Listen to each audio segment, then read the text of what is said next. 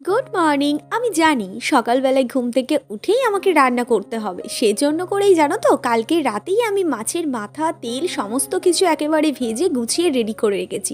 সকালবেলাতে এই যে বাঁধাকপির চচ্চড়িটা বানিয়ে ফেলবো মাছের মাথা দিয়ে। সেই ষষ্ঠীর দিন থেকেই দেখছি জানো বেশ হালকা হালকা কুয়াশা পড়ছে এখন প্রতিদিনই। রান্নাবান্না কমপ্লিট হয়ে গেছে, থালা বাসন মেজে আমি একেবারে গুছিয়েই ফেলেছি। তারপর বানালাম একটু তুলসী পাতা দিয়ে চা, আর ওর হচ্ছে তুলসী পাতা দিয়ে চা খেতে বেশ ভালো লাগে। তো চা টোস্ট দিলাম, তো খাবার পর ওই যে ও অফিস বেরিয়ে গেল। আর আমি এখানে যে যে কাজগুলো রয়েছে তারপর সেগুলো কমপ্লিট করব। এই লেবুগুলো কিন্তু আমি ওই বাড়ি থেকে নিয়ে এসেছি আমাদের গাছের।